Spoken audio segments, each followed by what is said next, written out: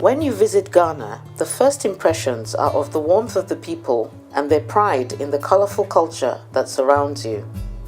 The West African country, with a population of just 28 million, has been overshadowed by its Nigerian neighbor, which dominates on the international scene by its sheer numbers and boldness.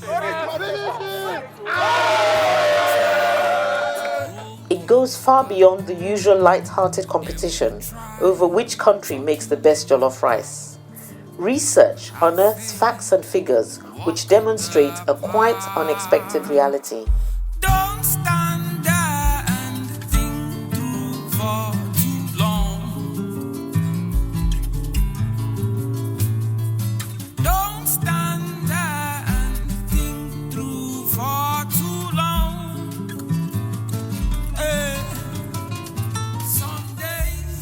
So, what draws Nigerian students to universities in Ghana, formerly known as the Gold Coast, in such large numbers and at such a huge cost?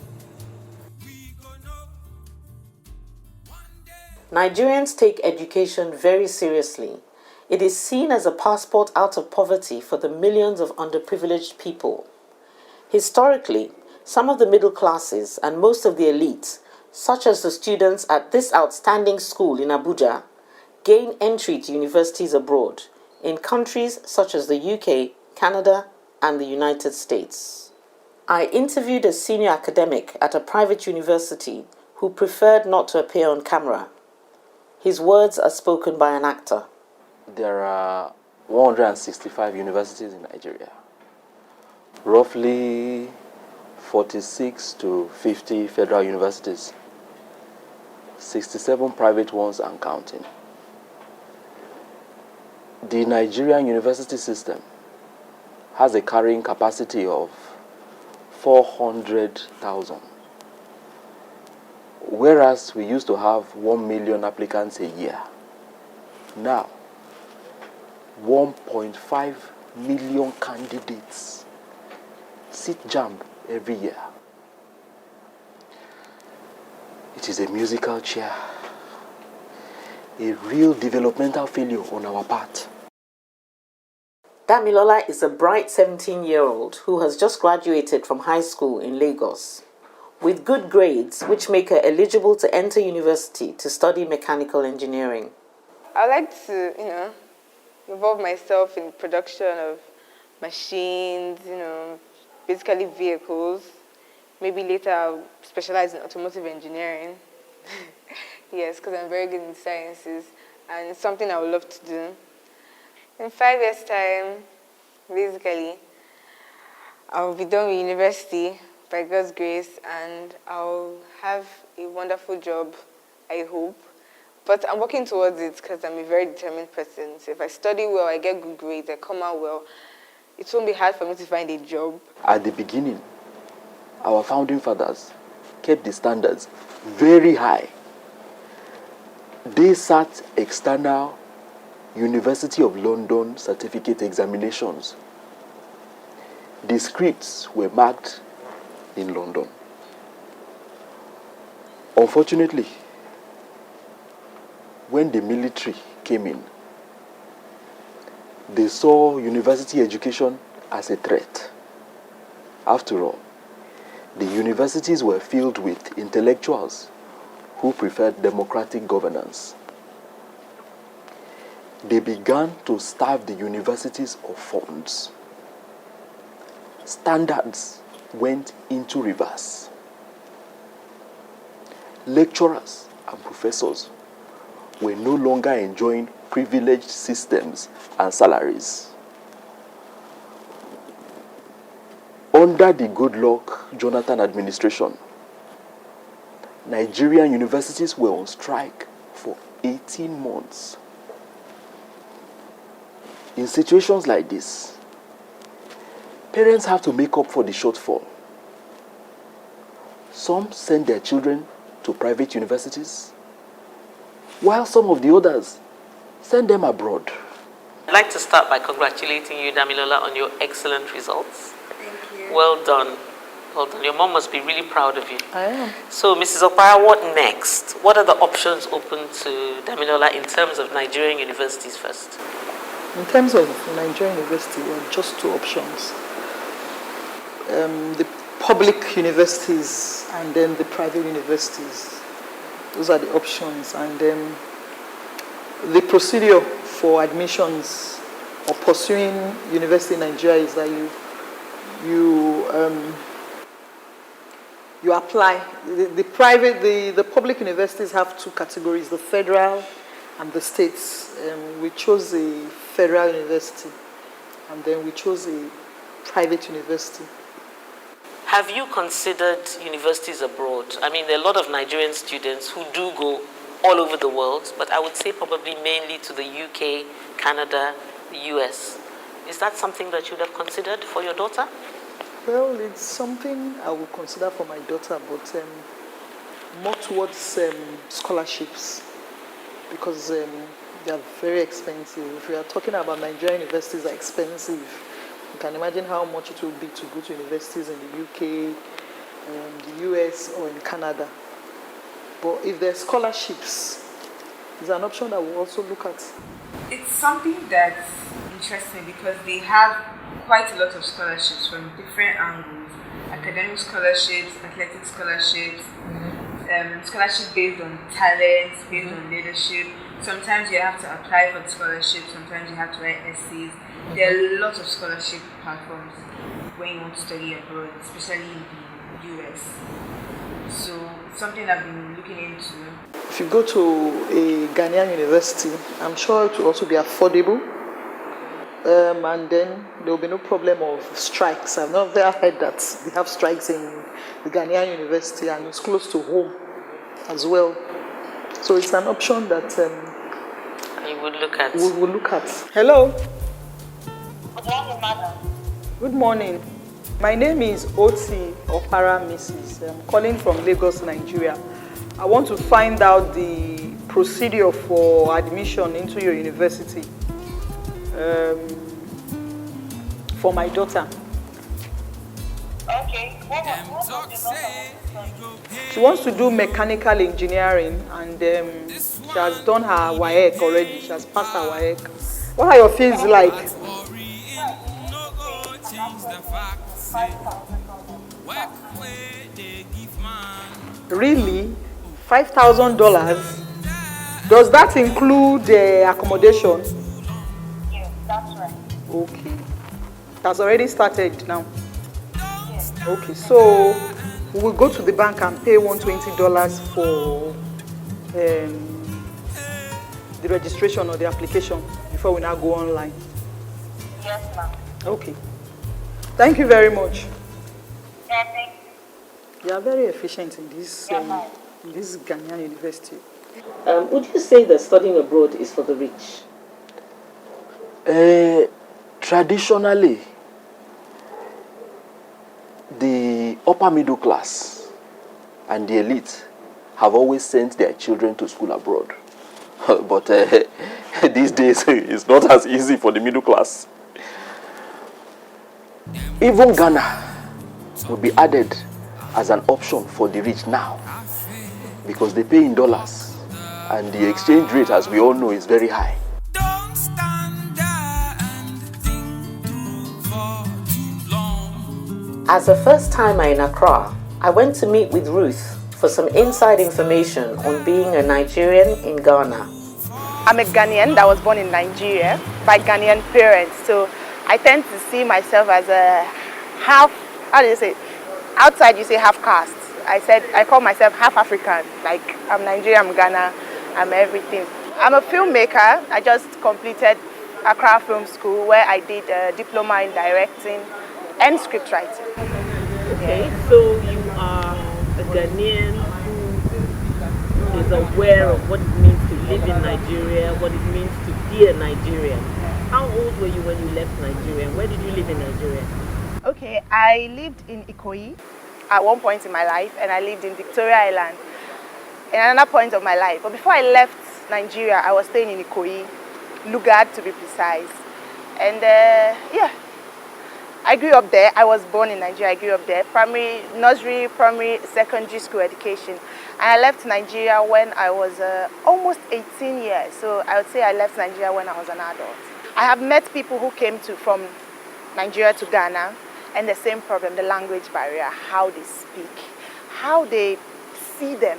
One time in my life, I was arguing with somebody and I said, corned beef. The girl said, no, it is canned beef, not corned beef. Nigeria don't know how to speak English. I said, I am not Nigerian, but I can gladly call myself one, and I say, we have one of the best people who speak English in the world. There's Walosho Inka to talk about. And you're here arguing between corned beef and canned beef. Now I went to ShopRite and I said, you know what? I want to see if it's called canned beef. And I got there and it was corned beef. And I was like, oh, wow. It just made me look stupid for no just cause. What advice do you have for a young Nigerian who wants to come to Ghana as a university student? First and foremost, I would say be you. Don't be shy, you're Nigerian. Don't be shy, you don't speak like a Ghanaian. They are not better than you because Nigerians have gone far. With the same language you speak, with the same English you speak, with the same broken you speak, because people from South Africa won't come down here and speak like Ghanaians. Instead, Ghanaians would want to speak like South Africans. Be you. Be real to who you are. If they laugh at you, they are laughing because they don't know. When they know, they will understand, yes, there's no need to laugh. Just be you. Whatever they're doing, if you can do, you do. But you don't go with the crowd. Be Nigerian. Just represent your country. That's all I have to say. Teddy Konu is a retired registrar of the University of Ghana with over 40 years' experience of dealing with students from different backgrounds. University administration is a career that requires, tolerance, especially when you're dealing with students. Any university campus would be incredibly boring if students didn't shake up the system from time to time. It's all about being young. Exactly. Radical. And they have a way of keeping the university administration on its toes, which is not a bad thing at all. Yes. The phenomenon of Nigerian students coming to study in Ghana was fueled by the incessant industrial action on the part of in Nigeria. Exactly. The lecturers were, forever battling with government over their conditions of service. And, the university institutions were frequently closed down. Yes. And that is why many parents found a relatively stable atmosphere in Ghana attractive. The public universities still recruit the larger number of students. And this is largely because the fees in the private system are such that a lot of the students cannot readily meet those financial requirements. Yeah. I decided to pay a visit to the University of Ghana, where Teddy Konu had worked for so many years, to see the facilities firsthand. Do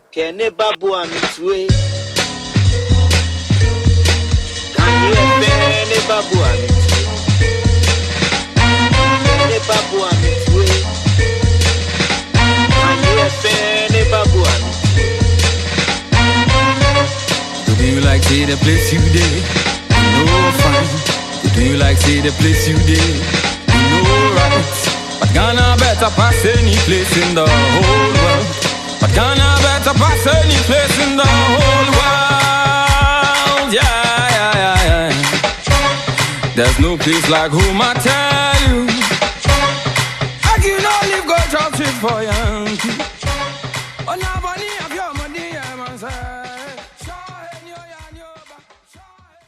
Central University was founded in 1998. It is an educational initiative of the International Central Gospel Church, headed by Reverend Dr. Mensah Otabil. It had started before 98 as an institute for training pastors. So it was a pastoral training institute, and later transformed itself to a diploma awarding institution. And later on, it became a degree awarding institution and on. So we have been around for almost 20 years. And it's situated in a very serene environment with lush green grass and lovely trees, very spacious, airy. And then we have state-of-the-art buildings and equipment. Central is a lovely environment. Central University has a total of over 8,000 students. We currently have 711 international students, out of which 691 are Nigerians. That's quite a high percentage. 92%. This office is their first point of call, being a foreigner. So we're supposed to give them something like a ticket. Then they go and register at the academic section. Yeah. And then we give them a briefing. This normally comes as part of the orientation. The orientation is a whole program. So we don't do it individually. When you come, we give you a little briefing. But we have a day set aside for orientation for all foreign students. That's almost like a day affair. After that, we refresh them. And so that is where we brief them about their immigration status. We brief them about how to acquire their non-citizen card. And then we also brief them about how to acquire their health insurance. Because they have to roll onto a health insurance scheme so that in case, nobody is hoping they will be sick, but just in case they should fall sick. The first semester I came, I wanted to go home because I was new to the food, the environment, the lifestyle. I came from Lagos. Lagos already is a very busy town and everything was slow at this end. So at one point I wanted to go home, but after my first year, second year, I wanted to stay back and like, okay, the town is actually cool friends and all that. Yeah, I began to adjust towards what the school was providing. Ghana educational system have set a boundary, a standard, which allows students to express themselves very well in terms of security, which Nigerian parents definitely look at, in terms of academics as well, which is the sole reason why students will be coming down to Ghana. I would suggest, or I would strongly advise to any prospective students who want to school in any African country, Ghana is the place. Ghana is the place. I'm not trying to hype my school, but the fact is, over the 5 years I've been here, it has been an excellent time schooling here. We have had some amazing Nigerian students, well-focused, brilliant, top A students. And they've made the university proud, not only while they were here, but when they left, wherever they went, they performed remarkably. What I would say is that some parents need to follow through after their wards have been admitted to whichever university outside your country, even in your own country, and try to monitor activities regarding your ward, whether they are attending lectures and whether they are writing exams, and if they have any trails in any examination, how they are managing. Some may need some social psychological counseling. You can arrange for that and encourage them. But some parents just hand over their school fees to their wards, and in some situations, some international students don't go and pay the fees, and it creates challenges for those parents. So I would admonish that parents do not come and leave their wards in another country, another environment, without any means of monitoring how they are faring. It's important to ensure that while your ward is here academically, morally, excellence is also being cultivated in your ward. In Nigeria, the church plays a significant role in providing a moral framework for young people. And for a student far away from home, joining a local church can make all the difference to feeling like part of the community. Drama Festival, it's about displaying our culture, it's about displaying our skills and all that. So that is what we have today. The following week too, we have going back to school. That's when we interact with our students who are going back, we advise them, and if we can find them something, provision or something for them, we say goodbye to them, and then hoping to see them back in December. You've come too far to let this welcomed, they were accepted amongst us. Actually, in my school, there's a hostel for just international students. But then we are free to move around with them, free to go there, and they also come to our end. Yeah, the connection is so easy to flow. Until someone tells you I'm a Nigerian, you never know. Then we are just flowing.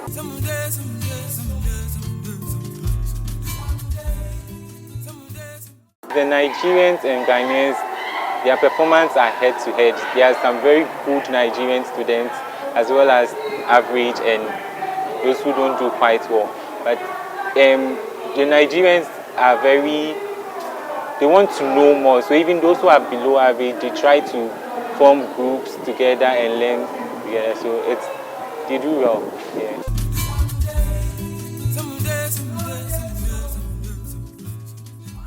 I think that if they really even have to pay in dollars, it should be in some proportion or in same proportion to what Ghanaians are already paying. But if it's the case where the dollars seem to be more, their fees which is paid in dollars is higher than what the Ghanaians are paying, and I don't know what agenda we are pushing. If we say we are moving as Africans, we want to move as especially ECOWAS states and all that. I don't know what the hope will be.